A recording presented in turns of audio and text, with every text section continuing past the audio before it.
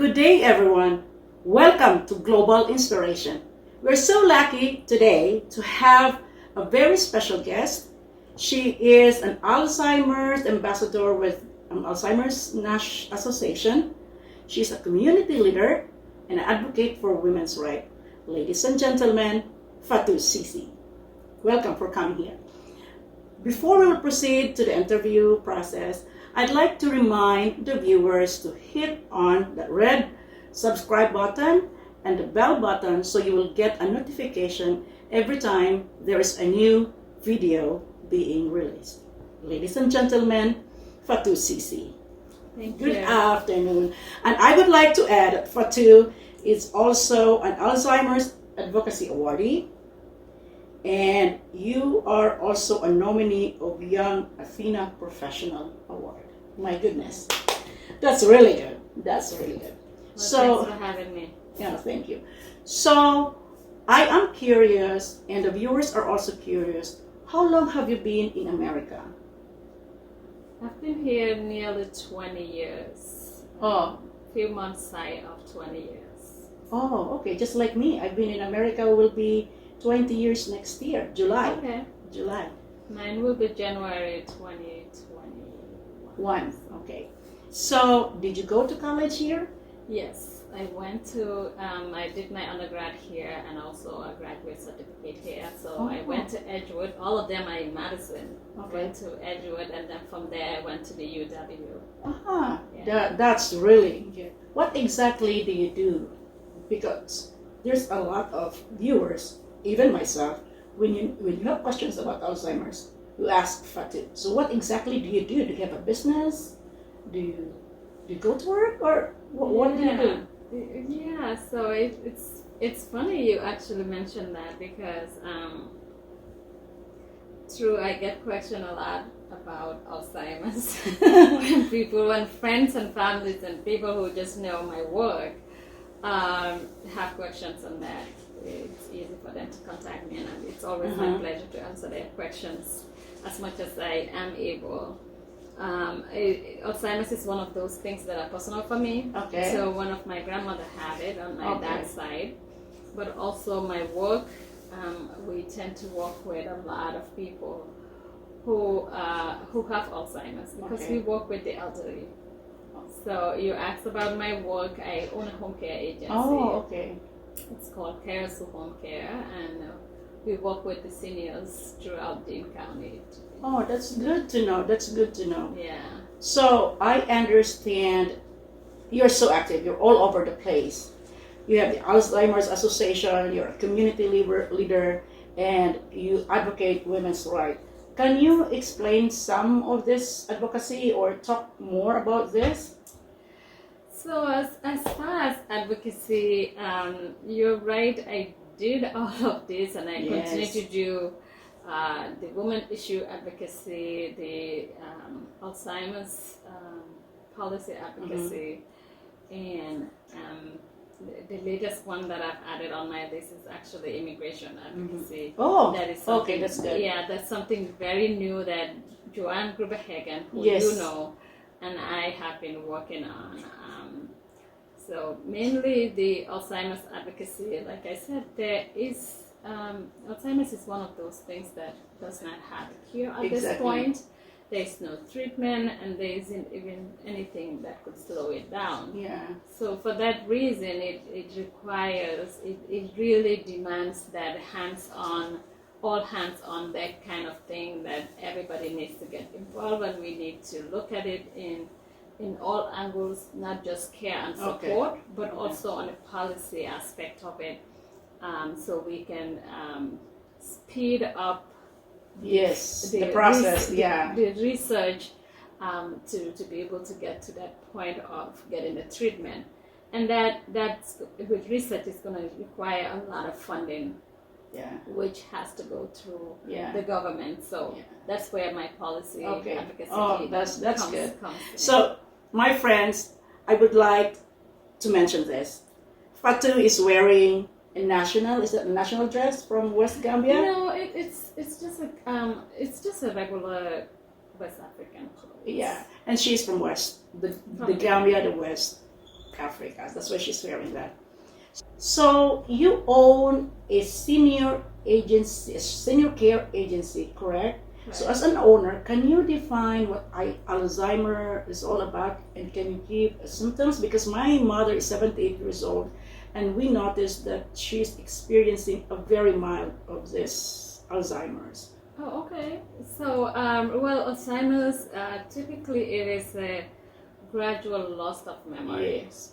So, it happens when the brain have those what they call plaques and tangles. So it makes the communication between the neurons difficult to happen. So those are all very scientific, and I'm not gonna get into that. But what it is that what that does is that it makes the individual have hard time remembering. So they forget about things, and they gradually repeat things over and over again. And they're easily paranoid. They are usually suspicious of other people. So those kind of it affects the way they interact with people, their behavior. Correct. But it's a brain issue. So I have a mom who is 78 years old, and because in our country, in Asia, we don't send our parents to a care center. We ask them to stay at home. Especially me, I am the oldest, so my mom is with me. So can you give us tips on how to handle those patients, those who are in the early stage of Alzheimer's? Yeah, so like you mentioned, that's the same thing in my country. As far as I know, nursing homes are not in Gambia, and there is nothing like assisted living. Everybody takes care of your own. So that is very real thing for me also, for our homes. But I think what's important when you are dealing with an elderly of all kind, regardless of Alzheimer's, but if you're dealing with them, everything about them is slow, right? Yes. So that tells you need to take it easy with them and be patient. Be patient. Exactly. Be very, very, very patient. Absolutely. So you have to be patient. And one of the things too with Alzheimer's is that because the person's reasoning and judgment is affected by the disease, one of the things too is that when they think of something this way, that's it. So your best bet of working with them is agreeing with them on that, while at the same time trying to redirect them. So in the process of agreeing with somebody on something that you know that is not true, right? It's hard. So we call that like therapeutic fibbing. Exactly. So you're sort of like lying about things, but you're making it work because your truth really doesn't belong to them. So having that concept of how you work with them, trying to redirect them and trying to be patient with them is the key. If you can do those things, patience and redirecting their thoughts and agreeing with them, knowing that your no is never going to become a yes to them, a no to them. So their yes is a yes. So that's a thing to keep in mind. Okay.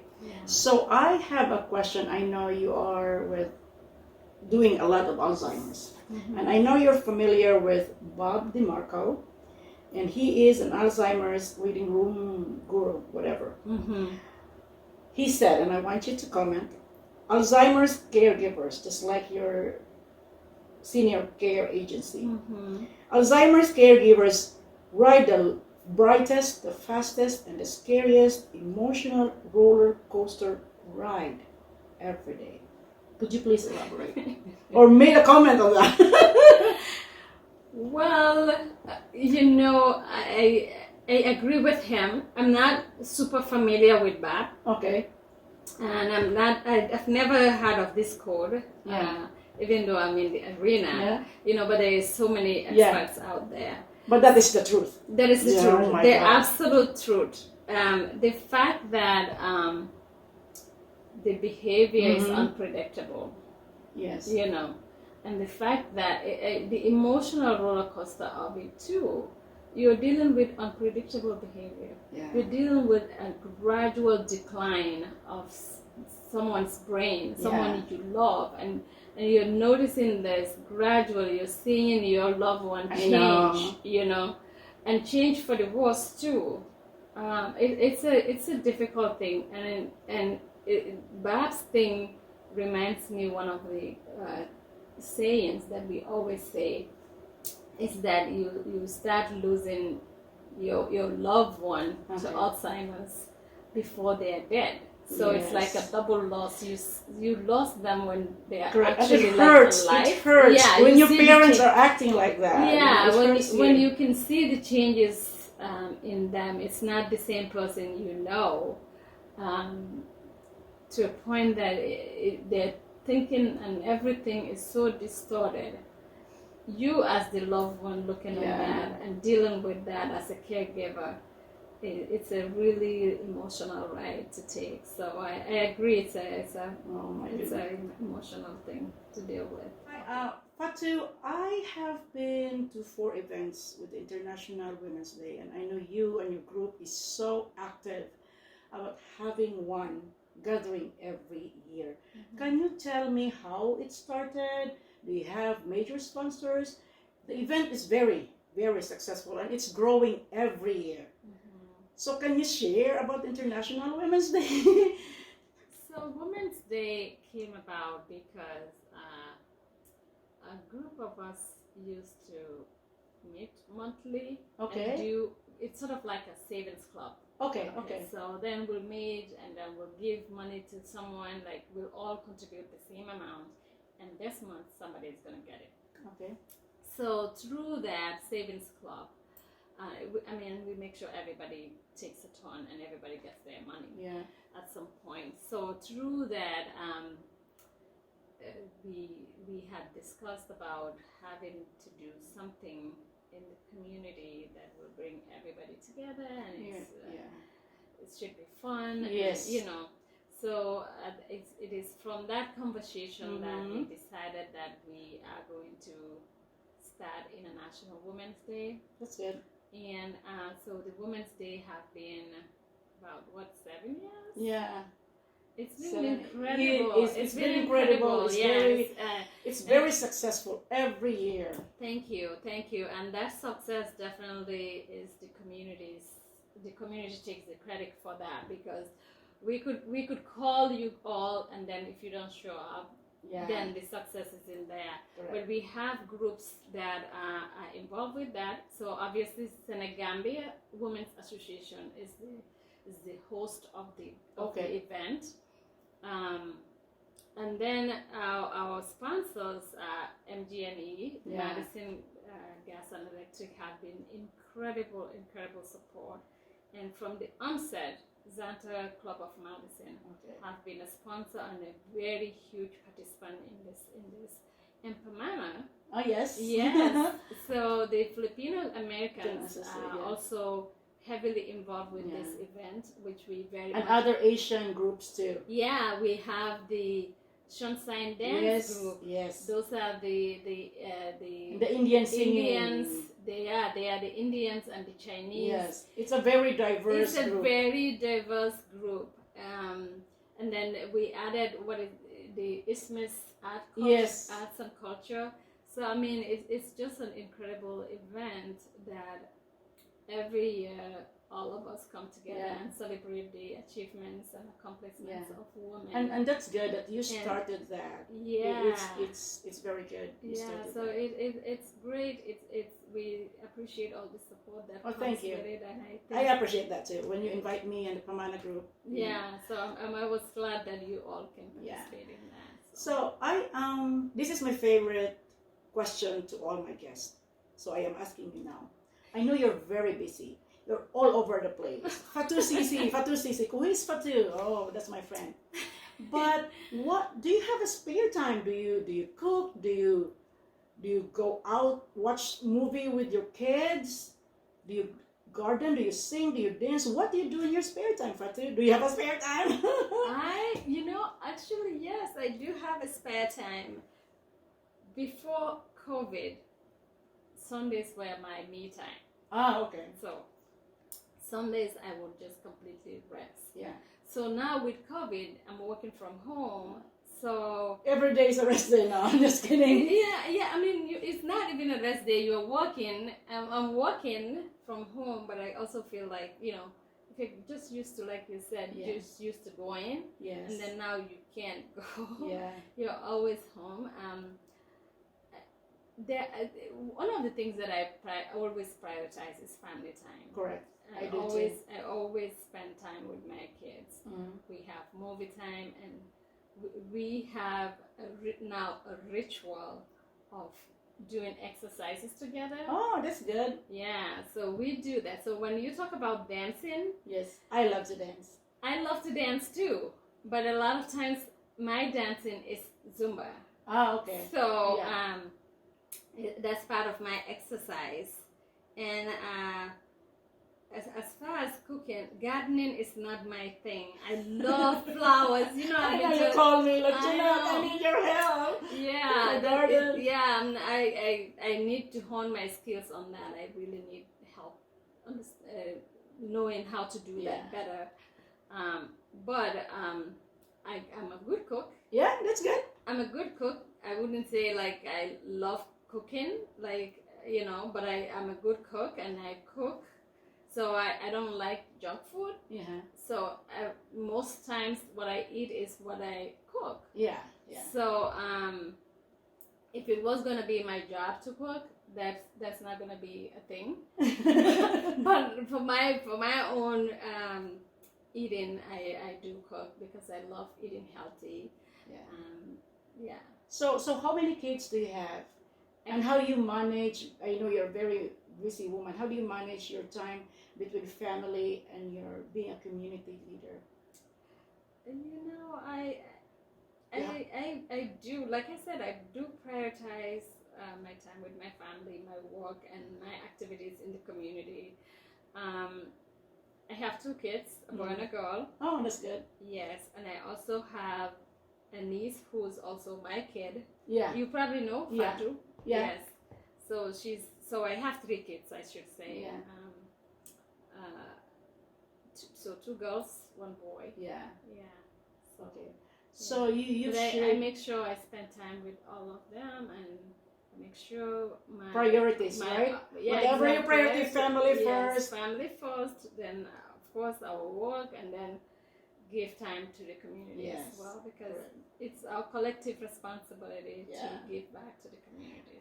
I've known you for 6 or 7 years, and I've known you as Fatou. We're friends on Facebook, but this interview is getting to know you better. Fatou is like this, and that is really, really good. So can you share with the viewers any inspirational thought? It's not saying if you want to be Fatou, but what inspirational thought do you want to give to them or to share with them? I don't know if it's inspirational or not, but this is what I would say. At this time, our focus should be our health. Correct. I agree. With everything that's going on, we need to really prioritize our health, and we need to be responsible individuals, responsible community members, and that also means that we need to practice all of the guidelines that are put in place for the current time, because there are people who just want to be out there. You know me, I want to be out there, but I'm guarded this time because I need to be guarded to not be everywhere, and to also practice getting my mask on, to wash my hands if need be, distance. To put the distance, and then to also do my face shield if I need to. Those things are not difficult compared to what we are trying to avoid. Exactly. So I think it is all of our collective responsibility to practice those. And I will add this. I will remiss if I don't mention elections. Because it's right at the corner. It is. In the next few weeks, we'll hit the primary. And then next couple months, we'll get to the national election.